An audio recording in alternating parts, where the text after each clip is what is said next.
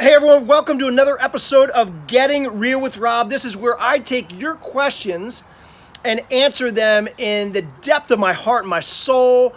And it's where you have an opportunity to better get to know me and my perspective on myself, on others, what makes me tick, what makes me come alive, with being brutally honest. Almost anything goes. Did you notice I said almost anything? And I take questions from people all around the world through social media, amazing outlets to be able to get your questions in. So this question comes from Matt. Matt is from Chester Springs, Pennsylvania.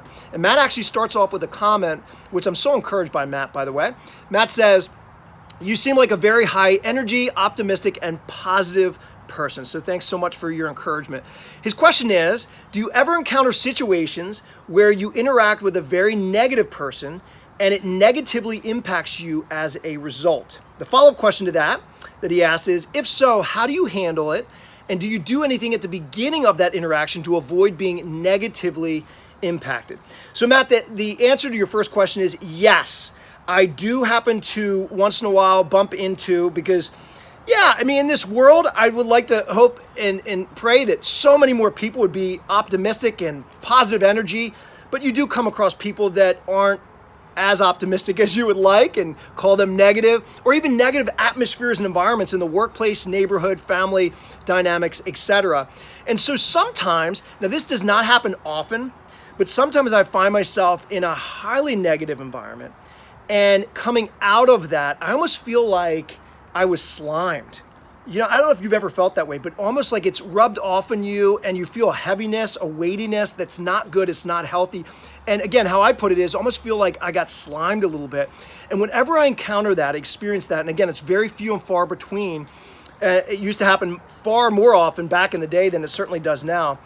But what really helps me kind of get that weight off my shoulder, that yucky feeling away, is just talking to my wife, talking to a couple close friends that are really positive people, and just kind of getting it off my chest and asking them to speak encouragement and some life over me, because I feel like, maybe people would call them energy vampires, or just people that just have much more negative energy coming out of them. But I said, so that does happen to me. That's how I handle it, if in fact it does happen, but it doesn't happen that often anymore, because, and this can address the second part of your question, is there anything that I do or I have done over the years to help not go down that road of negativity? I think very foundationally, I am just a firm believer and under the very strong conviction that positivity overcomes and trumps negativity.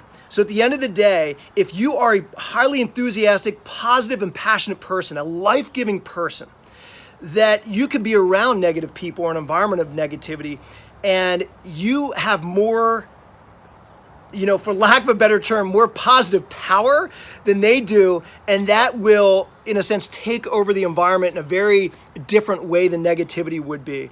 It's putting out positive energy, and I'm just a firm believer that people are going to be swept off their feet in far more often and far greater than anyone or anyones that are putting out negativity. So that's very foundational for me.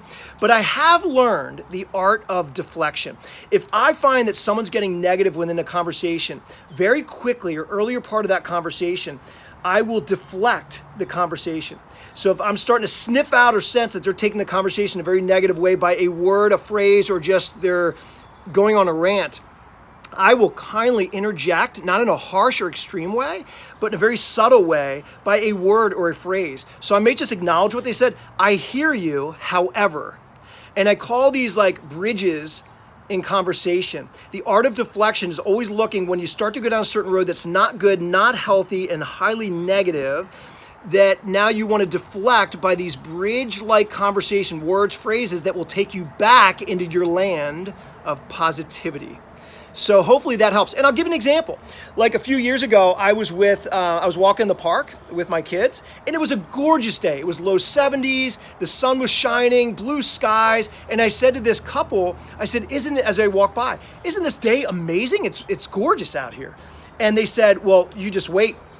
In the next couple of days, we're going to hit thunderstorms, and it's not going to last for long. And I'm thinking inside, I'm like, oh my goodness, the conversation just went from this highly positive one and just really encouraging into this like negative one. So I just deflected it, and I just said, yeah, I hear you, but isn't today just awesome?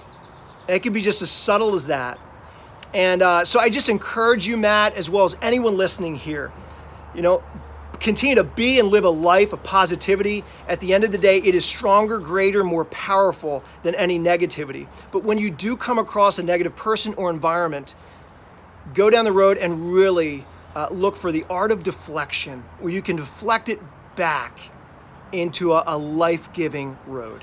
Hopefully this was encouragement to you, and hopefully, Matt, I answered your questions. So have a great day until the next episode of Getting Real with Robb. I'll see you later. Bye.